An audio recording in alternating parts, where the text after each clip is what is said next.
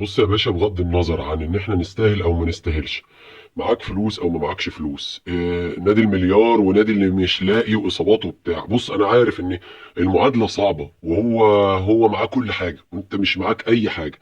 هو معاه ادارات ومعاه رجال اعمال ومعاه مستثمرين ومعاه اللي بيديله ومعاه مهاجمين ومعاه خط دفاع ومعاه ناس بياخدها من عندك، معاه كل حاجه. انت اصابات، ايقافات، ارض مسحوبه، مجلس اداره محدش سامع له صوت، نايم في الذره، مع كل ده انا معاك فيه. ومش طبيعي انك تكسب، وطبيعي جدا ان الوضع اللي انت فيه ده كمان ده كويس، ان انت في ظل كل القرف ده فانت في حته منافسه، في حته صغيره كده بتنافس بيها.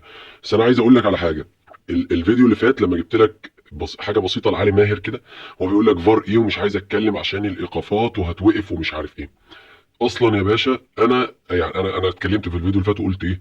قلت ان يعني انت ممكن تاخد بطوله وترفعها وهي وسيناريو ومسرحيه احنا عايشينها كلنا بلا استثناء، عشان انت في الاخر تبقى بطل وترفع الكاس. بص انا وحش، هو بص ولاعيبه وشيكو بنزا ده المفروض ياخد اول طياره ويتكل على الله، ده ما بيلعبش كوره وكذا وكذا وكذا، واصابات وايقافات ومش عارف مين ومين ودونجا وغيره وبزيرا مصاب. انا معاك في كل حاجه، انا معاك ان الوضع ده يعني يمكن احسن من الطبيعي شويه، بس البطوله محسومه من ماتش سيراميكا والاهلي، هي محسومه. وعايز اقول لك ان حتى لو بيراميدز، مش بشكك والله، مش قصدي تشكيك، بس هو سيناريو بتحس انه مرسوم، بتحس انه إيه متظبط على كده، متظبط على كده. ان في الاخر عامل زي مثلا لما تكون داخل مسرحيه، البطل بتاعها مثلا فنان عادل امام او فنان مثلا محمد صبحي او ايا كان، فانت عارف ان البطل فلان فخلاص هي معروفه. فهي دي هي، يعني مش هقول لك ان ده احنا بشكك في ذمم حد ولا بتاع، لا انا والله كنت بتفرج مع ناس قلت لهم الكلام ده، قلت لهم ده سيناريو احنا كلنا بنخدم على مصلحه حاجه واحده بس. يعني هو اللي عايز اقوله لك ان هي منتهيه اصلا. انا ما اتضايقتش والموضوع ما شغلنيش كتير قوي، انا عارف اساسا بالامكانيات اللي انا فيها دي كتر خير الدنيا ان انا بس اوصل فاينل ده زي الفل.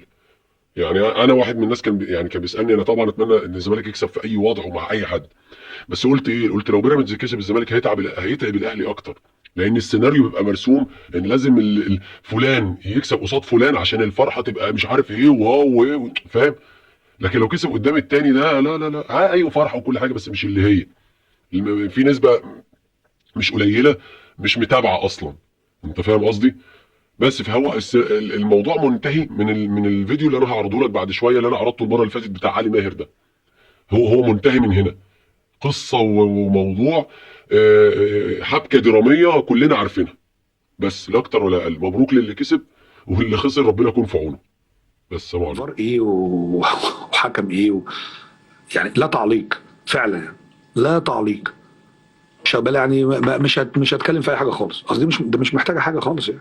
انا بقول في ناس بتتعب وناس بتشقى، فما ينفعش الناس اللي تبقى. وبعدين ده في فار، وبعدين مش محتاجه كلام، هو واقف وشايف اللعبه. مش عايز اتكلم في الكلام ده لان لو اتكلمت هتوقف، فبلاش اتكلم بعد اذنك في